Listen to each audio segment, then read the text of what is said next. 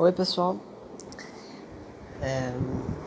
hoje a gente vai falar de um assunto que a gente não tem costume de falar, mas que pode ser uma boa ideia a longo prazo. Como vocês sabem, eu particularmente não sou adepto a nenhuma corrente historiográfica, eu não tenho assim uma específica, né, de defendê-la até as últimas consequências, até quando ela se torna um componente indefensável, mas apesar disso existem muitos teoremas assim, que são espalhados por diversas correntes que isoladamente têm a sua consistência, que parece fazer sentido, ou que se não faz sentido, não tem consistência, ou se você preferir, não tem como dar 100% de certeza se aquilo realmente aconteceu, ao menos é uma teoria interessante. Isso aqui merece uma atenção, né? E pensando nisso, hoje eu tô a fim de falar um pouco sobre censura e na democracia ateniense. Tipo, assunto super pormenorizado que não tem muito a ver com as outras coisas que a gente fala, né? Mas eu acho que vai ser legal. A gente vai utilizar aí como incentivo a reflexão sobre esse assunto a tese de um historiador do século passado chamado Moses Finlay, o Sir Moses Finlay. É britânico, se eu não me engano, e que fez a sua carreira acadêmica nos Estados Unidos, junto com outros autores. E ele foi um grande historiador da antiguidade, né? Um historiador muito importante da antiguidade, pertencente aí em alguns dos seus livros aí tem profunda relação com a história das mentalidades. O tipo de história que o Finlay gosta de contar, que ele gosta de estudar, é uma história que leva muito em consideração elementos psicológicos, né, e psicossociais. A gente não vai falar da psicologia de uma pessoa só, mas uma psicologia que pode ser encontrada em um comportamento psíquico que pode ser encontrado em um grupo de pessoas, que vai aumentando, abrangendo outros corpos.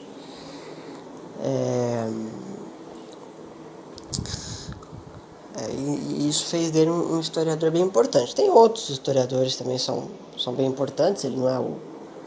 não estou em condição aqui de dizer para vocês qual que é o historiador mais fantástico aí da antiguidade. Eu acho que é mais um conjunto de historiadores, né?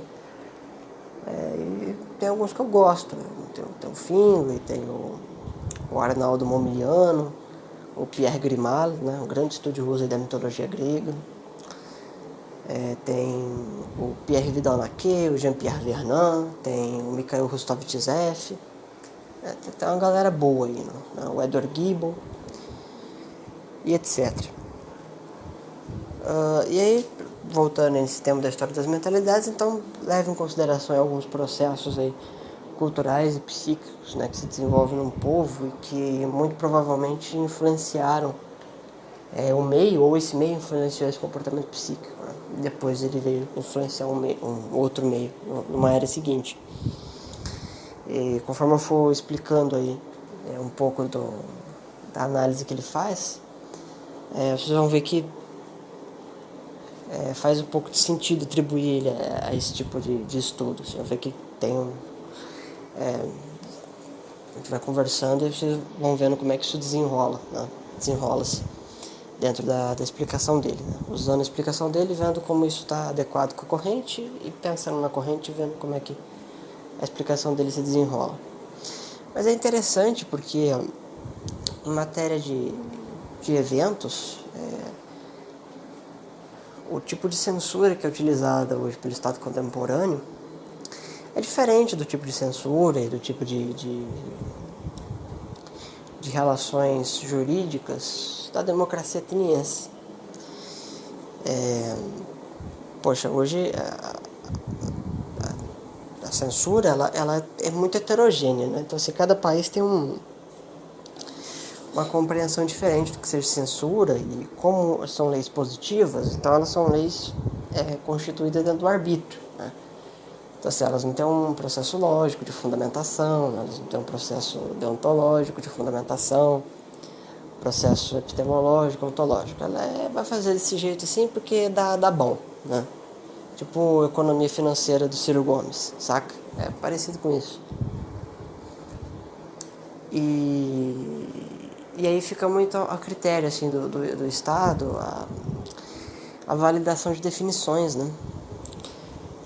Então, se um Estado mais rígido e tal, pode censurar, por exemplo, livros que falem mal do governo. Outro Estado já tolera isso, mas censura outra coisa.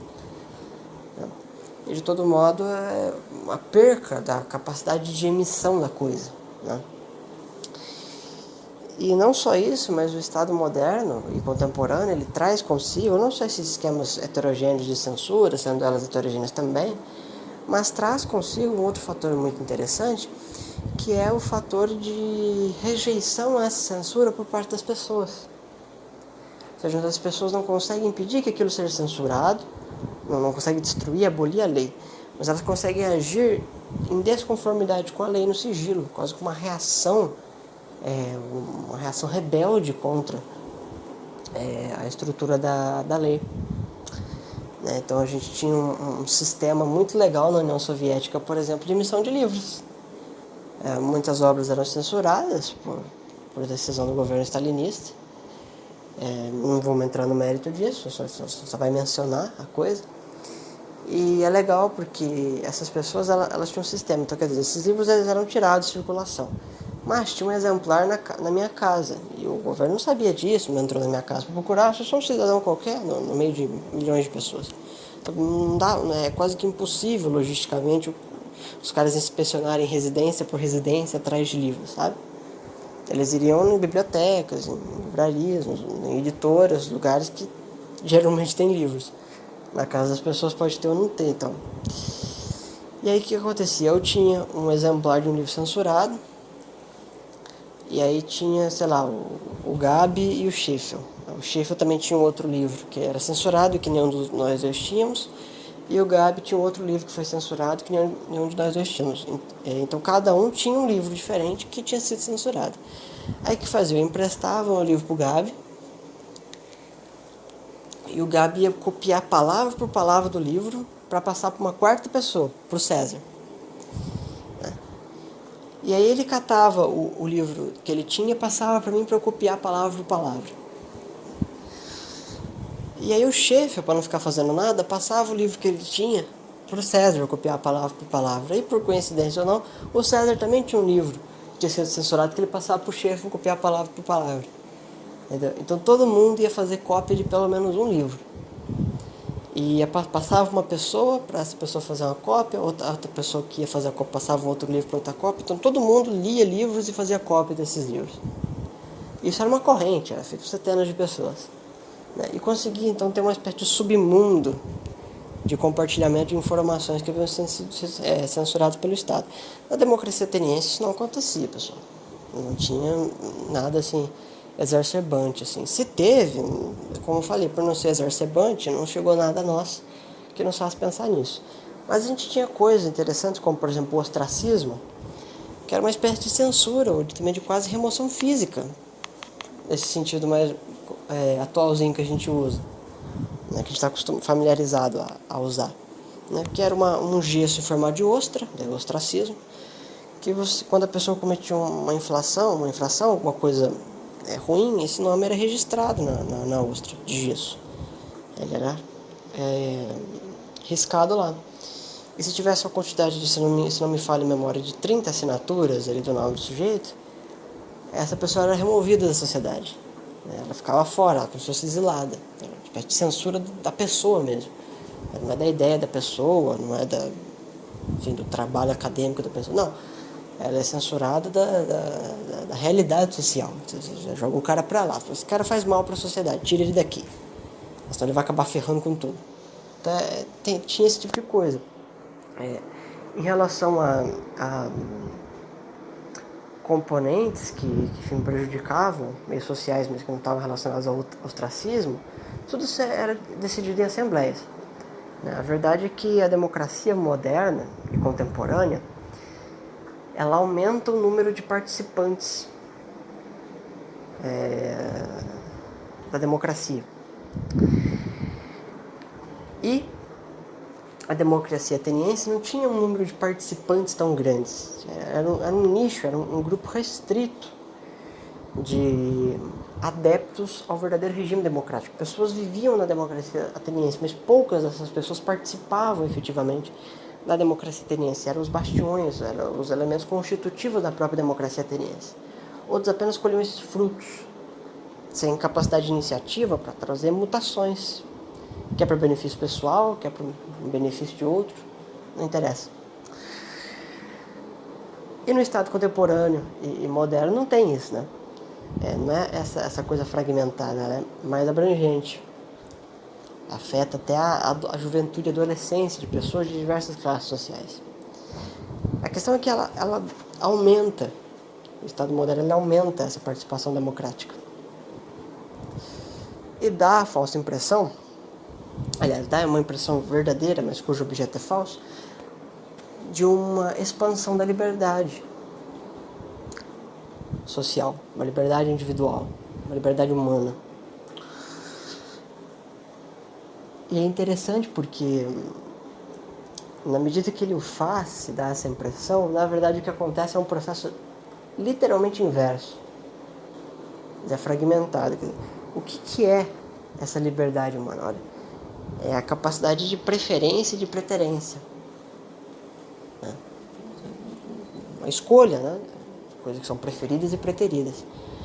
Se o Estado interfere na preferência e na preterência, ele interfere diretamente no controle da liberdade, no limite da expansão da liberdade que o indivíduo determinado tem. Ele pode fazer isso em uma pessoa, ele pode fazer isso em duas pessoas ou em milhares, milhões de pessoas.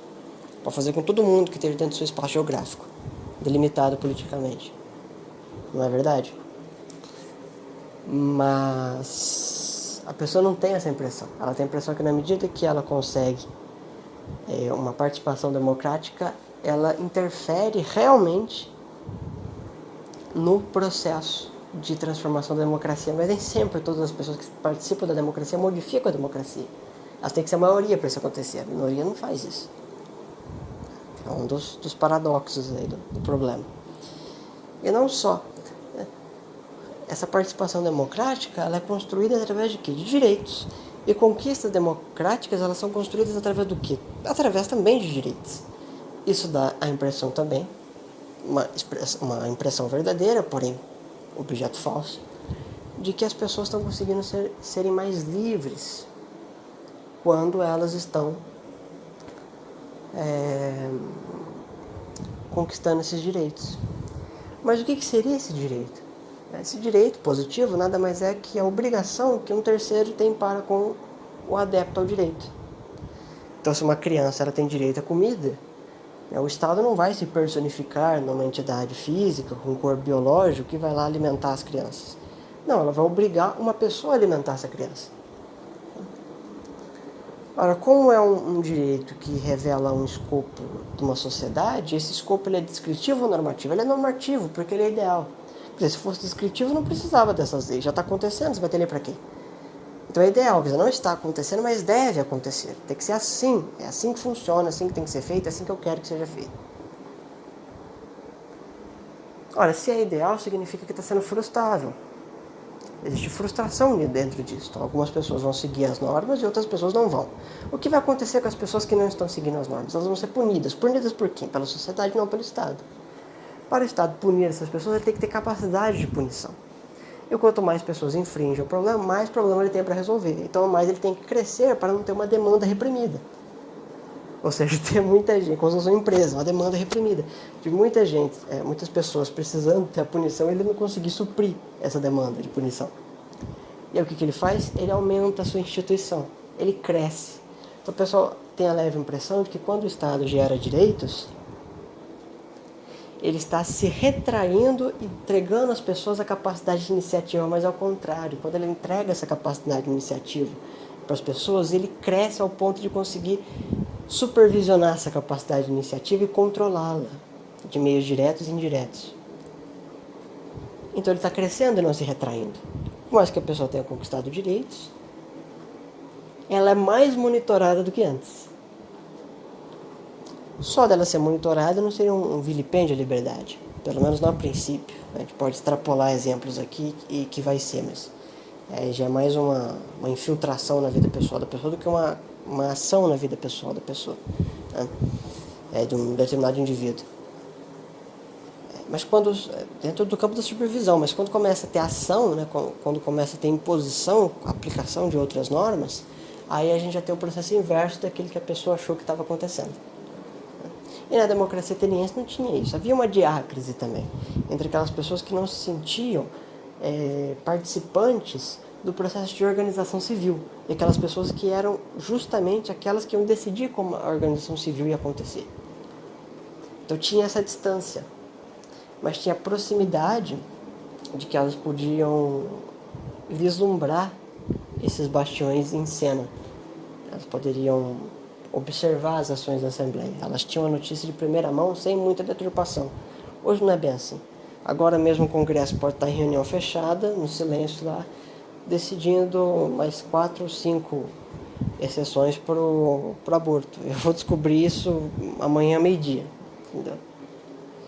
Então, assim, na medida que havia uma diácrise, havia uma união, né, ou pelo menos uma contemplação das pessoas dentro da democracia ateniense, que hoje não tem. Por mais que tenha direito de ter, não tem.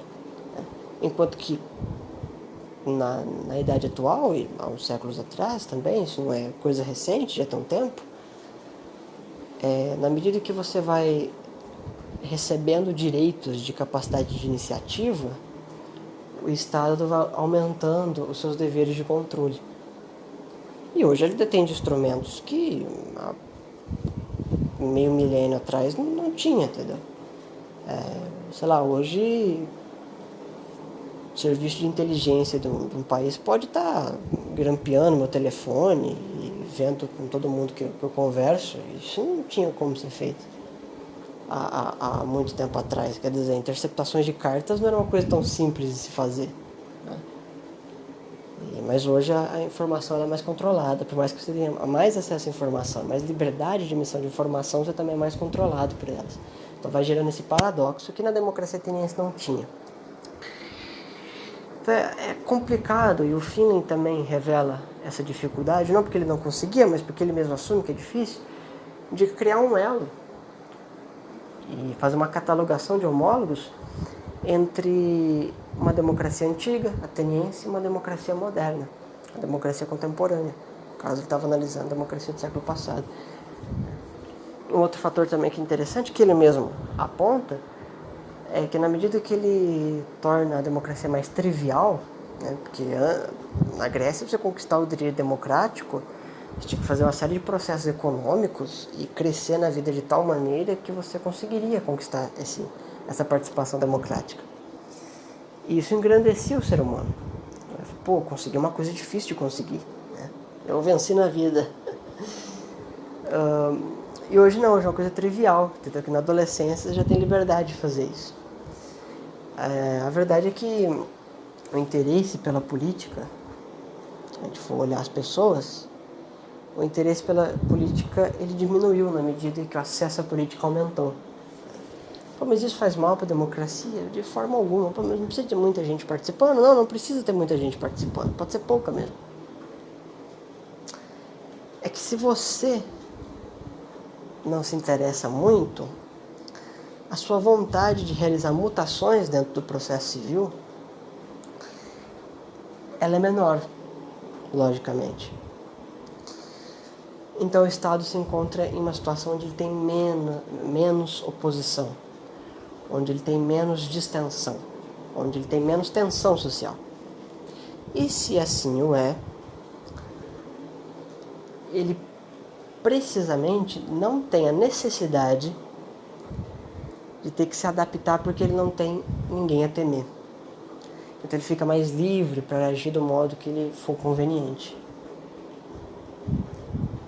Quanto maior você, os democratas de plantão, quanto maior vocês aumentarem a democracia, mais o Estado vai sugar o erário público. Vocês não têm muito o que fazer por causa disso. Porque o processo inverso a sua filosofia política discorda. Mas a consequência é algo criticado pela sua filosofia política, mas é um fator geratriz dela. Né? Ou, ao contrário, é um efeito dela enquanto geratriz. Né? Tinha feito a frase errada, agora reformulei.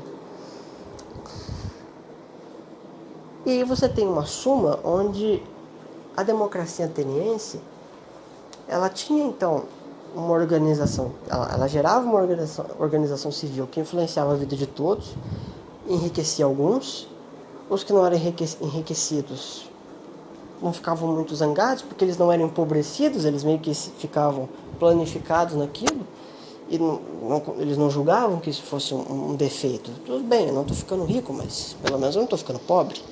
Então, quer dizer, tem alguma vantagem nisso. Não é de todo ruim, dá para viver assim tranquilamente, sem pretensões de alçar voos maiores. E aqueles que já estavam em posições mais altas, evidentemente, se sentiam muito satisfeitos com isso, tinham, na verdade, um certo receio de um dia perder esse tipo de coisa. Às vezes lembra um pouco circunstâncias atuais, mas só um pouco também.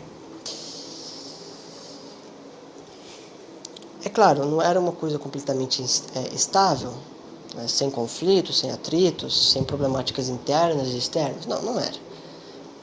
Guerras e diversos problemas. Mas as pessoas, por mais que algumas estivessem participando realmente da coisa, e outras participando menos ou não participando nada, elas tinham um senso de comunicidade, quer dizer, elas não precisavam ter os mesmos direitos para se sentirem parecidas. Isso que é interessante, né? Porque hoje, quando a gente vai falar de igualdade, a gente já remete o quê? Direitos iguais também. Porque senão é impossível ser igual.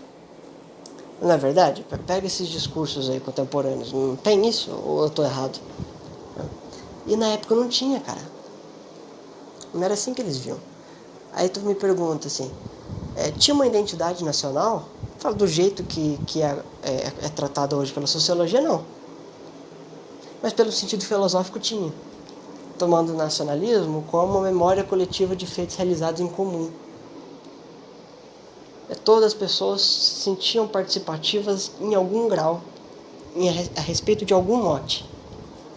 Quando se tenta igualar graus, se tenta se igualar motes, então se ninguém estiver participando, se tiver heterogeneidade de graus e de motes, se for coisas variadas, amplas, que é da própria realidade da natureza acontecer, então aí já não tem esse nacionalismo. Já não tem essa identidade nacional.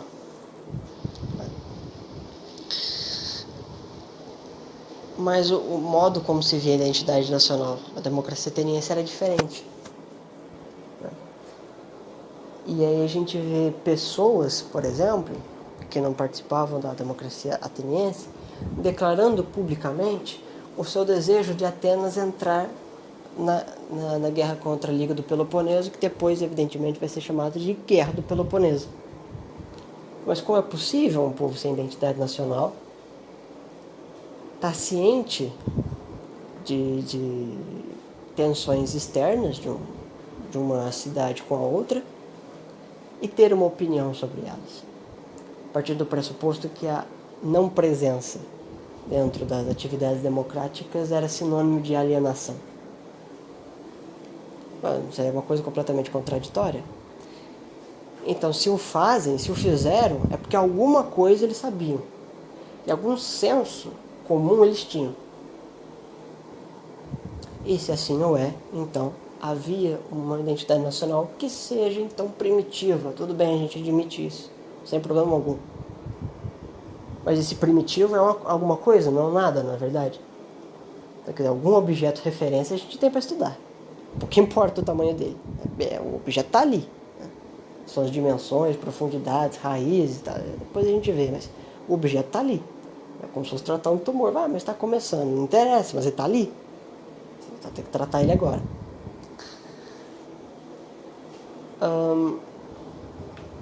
E obviamente tudo isso que eu falei tem relação profunda com as mentalidades das pessoas. Você vê que a gente está falando de mentalidades. A gente está falando do modo como as pessoas pensavam os eventos que estavam acontecendo diante de seus olhos. Está quase entrando num profundo eixo de ação humana aqui. Mas meditando mais sobre a volição antes da ação, quer dizer, os elementos que compõem aquele conjunto de ideias que depois vão influenciar determinadas ações. A gente está falando mais desse conjunto de ideias, para depois falar das ações. Mas isso é a dificuldade de traçar um paralelo entre democracias diferentes e em épocas tão distantes, né? Só que você tem momentos onde essa mentalidade, o modo como as mentalidades são construídas, por meio da predisponência, a gente tem momentos na democracia ateniense, que a gente vai especificar mais da democracia ateniense, momentos em que a construção lenta dessas mentalidades culminava em eventos tensionais, culminava em tensões sociais internas e externas muito graves, e que geravam um abalo sistêmico muito grande. E fica quase que fictício a gente atribuir isso a uma ideia, mas como é possível uma coisa abstrata, materialmente neural, vamos falar assim, né, como um problema tão singelo, assim, resolvido na ordem do discurso, na ordem do pensamento, pode gerar problemas sistêmicos dentro da sociedade, que ideias têm consequências, tá entendendo? Só que é possível não só tentar buscar e estudar esses elementos ideais que depois vão gerar problemas, como também identificar padrões e heterogeneidades dentro desse processo de construção ideal.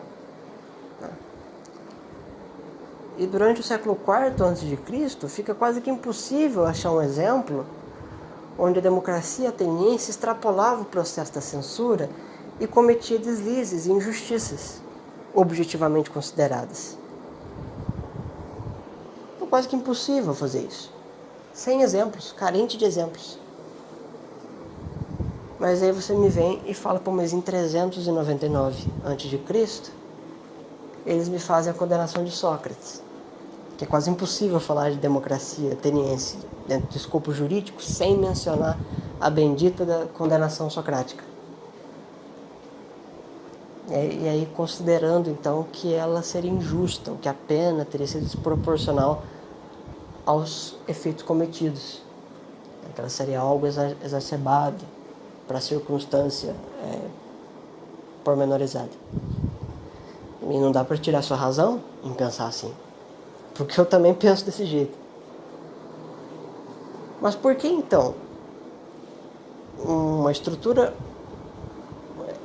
ordenativa, normativa, social, cultural, ela tem um padrão de comportamento dentro desses eventos e de repente uma virada secular, rapidamente já tem um caso famoso de uma alteração drástica desse processo? Por que tem essa mutação? A questão que o Filling vai tratar é que o transcurso dessas ações são ditados por algumas ideias. Simultaneamente, outras são maturadas dentro da mente das pessoas, que têm a capacidade de iniciativa. Em algum momento, essas ideias maturadas vão culminar em ações humanas. E às vezes a gente tem essas viradas bruscas de comportamento, que nem sempre é um padrão. Às vezes as viradas elas demoram mais tempo para acontecer. São pequenas ações que depois vão expandindo. Mas nesse caso já foi uma coisa bem drástica, impressionante, impactante para quem tem um interesse na democracia ateniense. E aí o Moses Filling se propõe e falou, não, eu vou tentar explicar o porquê que isso aconteceu. Ora, é sabido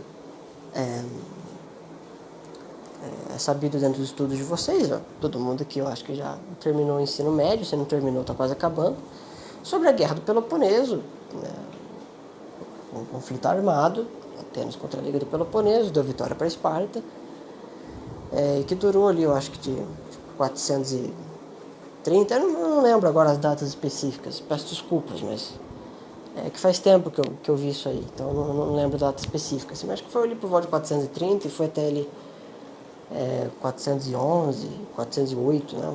Um negócio assim.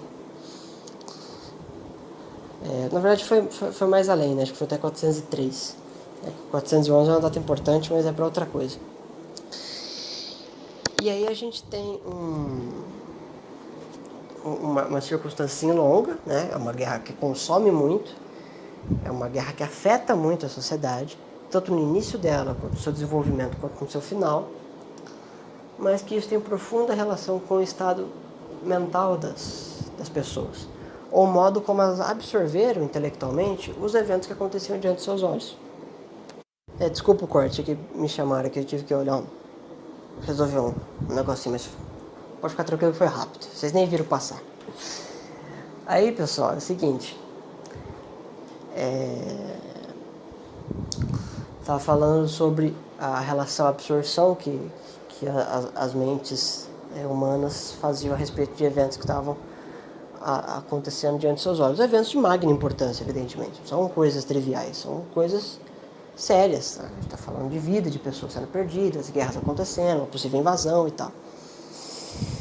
O que acontece é o seguinte, a gente vai selecionar alguns eventos que aconteceram desse período aí de 431 a 404, no período dos conflitos do Peloponeso, porque eles vão ajudar a gente a compreender o ponto central do Finley, que é que a condenação do Sócrates aconteceu por um sentimento ateniense, que era o sentimento de medo. João Pedro, medo do quê? Medo de quem? O que o Sócrates tinha a ver com isso? A gente vai tentar explicar isso para vocês. Mas primeiro a gente precisa falar de algumas coisas que aconteceram na Guerra do Peloponeso. Mas eu quero que vocês fixem a expressão, a palavra medo na cabeça de vocês, porque ela é muito importante para entender as coisas que vêm a seguir.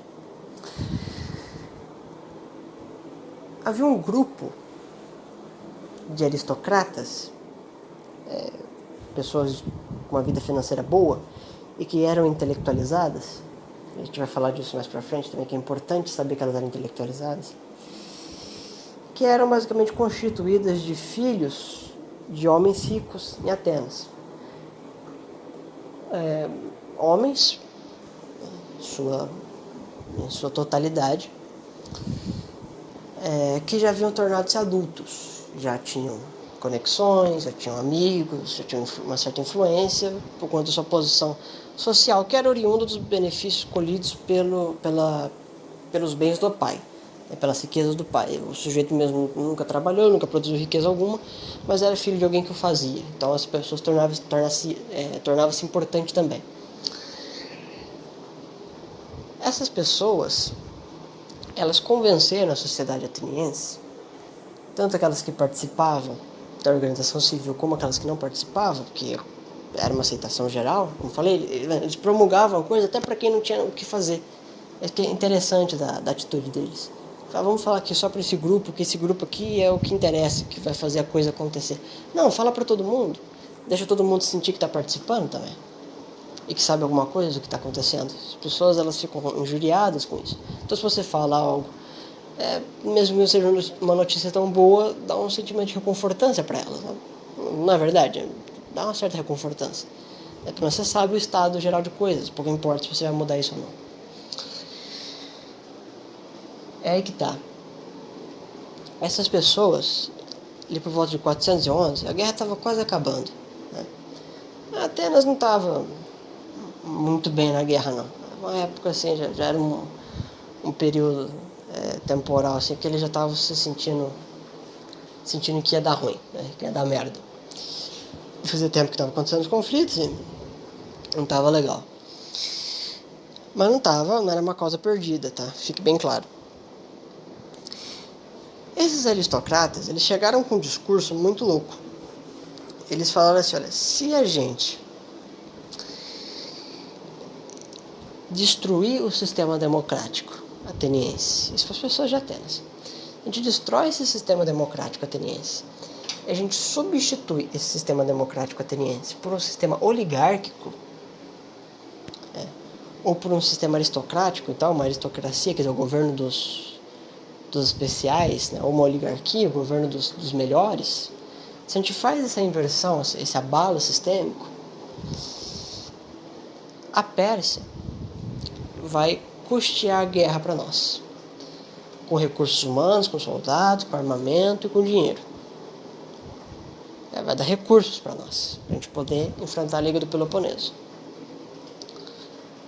Se a gente fizer isso, a gente fizer essa mudança, a gente consegue um aliado forte para a guerra. E aí a gente vence a guerra. Porque estava preocupando as pessoas. Pô, será que a gente vai perder? E depois o que acontece, né? Esses espartanos vão querer entrar aqui e tal, eles vão machucar a gente. Mas o medo não era equivocado.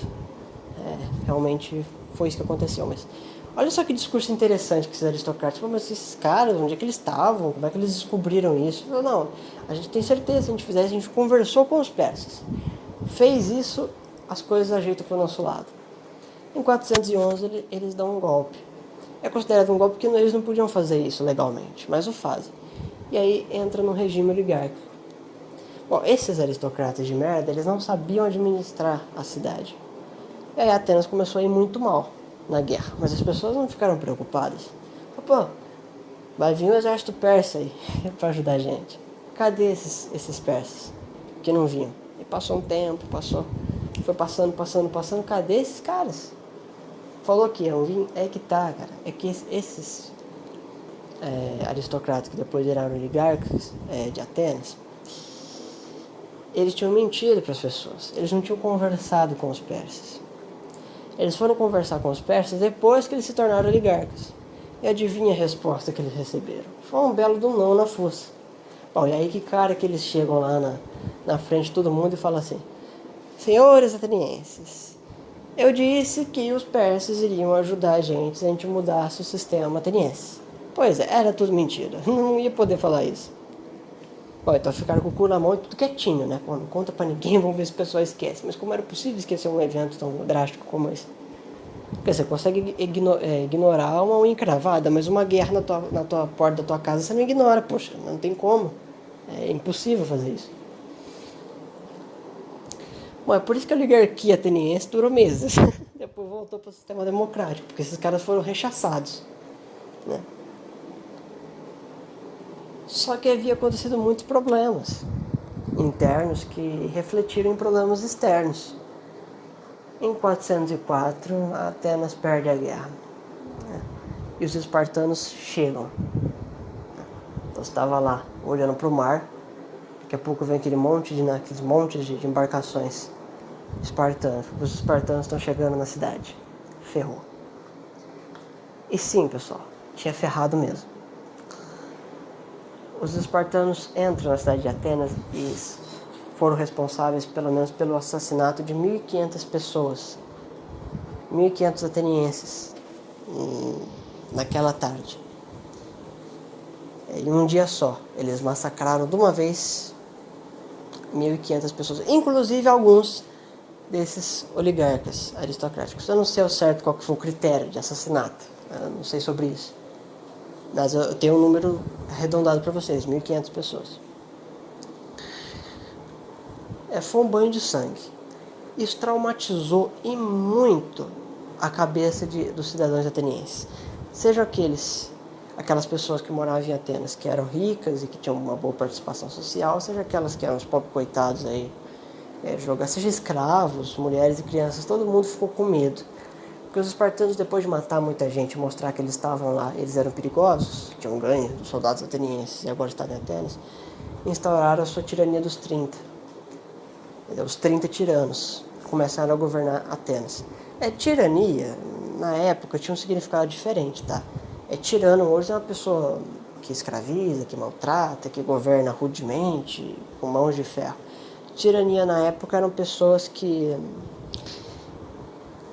faziam de tudo para o desenvolvimento da polis, mas uma boa parte da influência desse sentido pejorativo da expressão tirania, da palavra tirania, se dá um pouco pelo comportamento dos tiranos espartanos, dos 30 tiranos espartanos em Atenas. As coisas ficaram ruins, as pessoas estavam meio que numa ditadura, por assim dizer.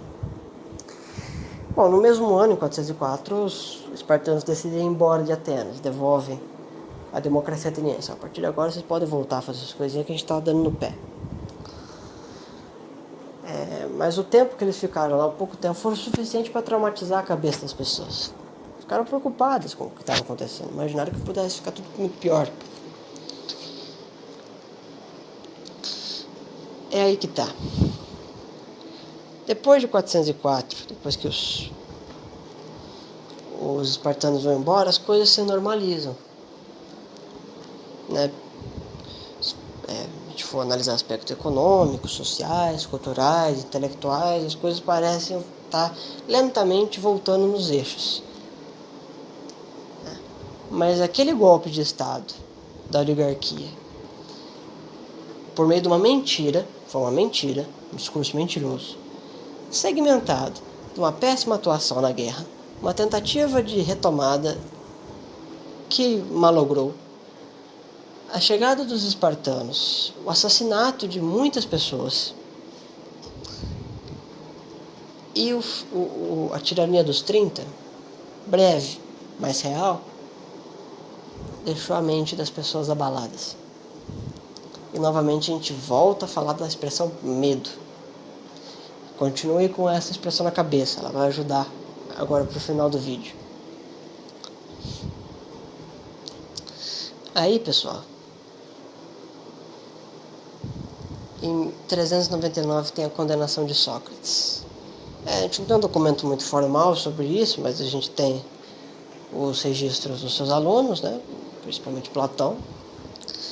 Se for usá-lo como documento histórico, porque é possível fazer isso, não está errado, né? Que a gente discorda do Arnaldo Momiano, de que quem está lendo Platão e Aristóteles não está lendo história, né? A gente pode utilizar sim esses textos como documentos, dependendo do que a gente tiver, com suas ressalvas, com o seu devido esmero, mas pode sim analisar isso como documento histórico, não tem problema nenhum, dá para fazer sim. E aí, em 399 tem essa condenação. Utilizando com base esses textos, né, levando em consideração esses textos, a gente vê coisas estranhas na condenação de Sócrates. Não foi uma decisão fácil para eles. Foi coisa de 284 a favor a 280 contra. 284 a favor a 220 contra. Uma coisa assim. Então, se não for uma coisa, 400 pessoas admitiram que não. Não, foi uma coisa até que rachada, né, para ele ser culpado ou inocente. Foi uma coisa rachada, assim. Muitas condenações aí que são quase que unânimes. Tem 20 votos contra a condenação, isso é irrisório. E uma parte muito interessante da condenação, né, e da defesa de Sócrates em frente à Assembleia, tá quando o chefe lá da Assembleia, que eu não lembro o nome, ele conduz o questionamento seguinte: olha, esse homem ele é não só acusado de não acreditar nos deuses da cidade, apresentar seus próprios deuses, mas também de perverter a mente dos jovens. A pena? Sentença à morte. E aí o Sócrates responde: mas quais pessoas eu perverti a mente? Acha uma, né?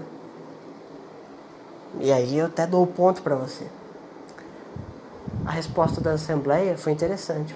Os alunos que você ensina, os jovens que você ensina, são pervertidos pelas suas ideias, porque você coloca as nossas opiniões contra as suas opiniões, fazendo com que os jovens aceitem suas opiniões. Eles são contra as nossas opiniões e, portanto, contra nós, o que nos dá a interpretação de perversão e corrupção da mentalidade juvenil. O Sócrates acha interessante, e ele responde assim: se for olhar por esse lado, de fato, o corrompe a mente dos jovens. É que quando o assunto é arte, quando o assunto é filosofia, quando o assunto é um assunto intelectual, eu acho que um especialista no assunto é mais referência do que a cultura popular. Essa resposta foi como uma agulha no coração do pessoal da Assembleia, dos atenienses. Mas por que, João Pedro? Tá errado você estudar com quem sabe o assunto e não querer estudar com quem não sabe o assunto? Eu falei, não, tá errado. Eu faço isso, né, hoje. Mas é que era da cultura do povo ateniense estudar do jeito que aquelas pessoas na Assembleia estavam falando que o Sócrates discordava. E o Sócrates discordava daquilo publicamente, sim. Era da cultura das pessoas fazerem isso. As pessoas, elas estudavam desse jeito. Estudavam em reuniões, em festas religiosas, em conversas informais nas praças públicas, em casas, em jantares. As pessoas estudavam desse modo. Isso era um jeito das pessoas estudarem. E isso era uma coisa comum, era uma coisa realizada por várias pessoas, era algo tradicional, né, que você absorvia elementos da cultura por meio de opiniões de diversas pessoas. Mas pouco importa qual é o fundamento e embasamento dessas opiniões. São opiniões que circulam no meio social, e aí você estudava por elas, quer dizer, estudar o assunto era saber as opiniões pessoais que estavam circulando no meio cultural. Depois o Aristóteles vai falar assim, olha, existem muitas opiniões e algumas são melhores do que as outras. A gente vai buscar estudar as melhores. Mas antes do Aristóteles, na época do Sócrates, era natural fazer isso, era comum fazer isso. E depois dele não mudou consideravelmente a coisa, pelo menos não a curto prazo, foi mudar muito tempo depois. Então quando o Sócrates chegava e falava isso, falou, não, eu sou um especialista no assunto, vocês não são, então esses jovens têm que ouvir a mim e não a vocês. Isso gerou nas pessoas um sentimento de medo. Medo do que, João Pedro? É só um jeito diferente de levar a vida intelectual e, na minha opinião, é um jeito até mais válido. Eu sei. Mas agora eu quero falar uma informação que eu omiti até agora há pouco e que eu vou soltá-la agora para a gente poder fechar o assunto, tá bom? Aquele grupo de jovens aristocráticos, você lembra deles, né? Aqueles que cometeram o golpe, que mentiram para todo mundo lá e fizeram uma desgraça absurda. Que, bom, de certa forma, o sangue daquelas 1.500 pessoas estava na mão deles, em certo sentido. Por mais que eu acho que a Atenas não ia ganhar a guerra de jeito nenhum. Enfim, isso é outro questionamento. Mas você lembra deles, né? Pois é. Quando eles eram jovens, antes de serem adultos, mentirosos, falastrões e oligarcas, quando eles eram jovens, adolescentes, minha idade, vai, eles estudavam com sofistas. Você conhece o movimento sofística também, não precisa ficar explicando. Eles conheciam o movimento da sofística. Eles estudavam com sofistas. O sofista cobrava deles, e por isso, por eles serem ricos, que eles conseguiam pagar os honorários do sofista para ensinar os assuntos. Os sofistas se consideravam especialistas nos assuntos que eles ensinavam. Eu discordo que eram, mas eles se consideravam assim. E os seus alunos também consideravam eles como especialistas no assunto. A verdade é que o movimento sofista, dentro da cultura popular ateniense, ficou conhecido como um grupo de pessoas que rejeitavam o modo cultural das pessoas estudarem e aprenderem sobre as ideias, sobre as coisas. Eles colocavam como especialistas e jogavam a sua especialidade, possível ou impossível, contra a cultura popular ateniense. Isso gerava uma certa discordância, às vezes até uma certa raiva, mas não causava problemas a curto prazo, então não incomodava as pessoas, porque elas não conseguiam ver malefícios ali na frente delas, e não conseguiam fazer uma estimativa de malefícios futuros. A questão é que esses alunos cresceram e fizeram aquele golpe, e aquele golpe trouxe prejuízo. As pessoas imediatamente fizeram uma ligação que eu posso dizer para vocês que não é uma ligação 100% precisa, mas que é, no mínimo, uma ligação razoavelmente coerente e compreensível dentro daquela realidade social que eles estavam vivendo. Eles pensaram no assassinato daquelas pessoas. Poderia ter perdido um pai ali assassinado, você tá entendendo? Meu pai morreu por causa, né, dos espartanos e tal. Associavam isso a um malogro da guerra, associavam o malogro da guerra com o tempo perdido na discussão sobre a oligarquia ateniense, associavam esse tempo perdido aos oligarcas aristocráticos, filhos dos homens ricos, e associavam o comportamento desses homens ricos, desses filhos desses homens ricos, que eram ricos subsequentemente, aos ensinamentos sofísticos. Porque sabia a cultura popular grega que não conseguia ter uma retórica tão boa quanto os sofistas. algo que é acreditado a eles até os dias de hoje, uma bela retórica. E culparam então aquela subserviência e aquela aceitação popular daqueles aristocratas, pela boa retórica que eles tinham, que eles aprenderam com os sofistas. Então foi pela educação de negar a cultura popular, pela cultura do especialista, que os alunos dos sofistas aprenderam a boa retórica, e foi assim que eles conseguiram convencer a população ateniense. Foi por conta desse convencimento que tomadas de decisões civis internas prejudicaram as relações externas de Atenas, e por causa disso muitas pessoas morreram. Então, naquele período, naquele ano específico, em 399, pensar as mortes daquelas pessoas, em 404, era pensar nos sofistas e pensar no modo como eles lidavam com a vida intelectual e como que isso afetou politicamente a vida dos atenienses. Quando eles olham para o Sócrates, e o Sócrates repete as mesmas palavras que os sofistas repetiam, embora com uma autoridade diferente das deles, eu acho o Sócrates muito melhor que todos eles, as pessoas não viam o que eu estou vendo hoje, em 2021, morando aqui no Brasil. Elas viam um discurso semelhante aos sofistas, e junto a isso, elas viam a morte das pessoas, em 404. E quando elas olharam para Sócrates, elas não viam um senhorzinho que utilizava do método da maiêutica e da ironia para discutir sobre grandes ideias. Elas olharam alguém que relembrava para elas o assassinato de pessoas. Isso gerou o quê? Medo. Julgando talvez que o Sócrates fosse de fato um conspirador também. Quer dizer, se aquelas outras pessoas erraram e por conta do erro delas a gente teve problemas a longo prazo, esse homem pode fazer, quem sabe, tudo voltar a se repetir. Então elas não estavam vendo, elas não condenam Sócrates à morte. Elas condenam o medo e o receio delas, que essas pessoas tinham, de uma coisa ruim voltar a acontecer e traumatizar eles novamente. Estavam pessoas psicologicamente fragilizadas. Tá vendo por que a história das mentalidades? Acho que agora vai ficando mais claro, né? E o medo aqui é importante. Foi por causa do medo que eles puniram Sócrates do jeito que eles puniram. Não só puniram Sócrates, mas deram uma sentença estranha. Né? E essa seria, então, a explicação do Moses Finley para esses eventos heterogêneos que aconteceram do início da Guerra do Peloponeso até a condenação de Sócrates em 399 a.C. Aí você fala assim, tem complicações dentro dessa explicação? Tem. Ela não explica precisamente o porquê que outras pessoas como Platão e Aristóteles não tiveram a mesma perseguição. Eles foram perseguidos, mas o Platão conseguiu lecionar por muito tempo na academia sem ter problema algum. É claro, eu já contei para vocês que ele foi preso, porque teve uma revolta lá que deu errado, os caras foram, capturaram ele, depois venderam ele como um escravo, tem aquelas coisas. O Aristóteles foi perseguido um pouco quando ele já estava mais velho, ele teve que se exilar, morreu de complicações estomacais longe do Liceu. É um exemplo de perseguição também.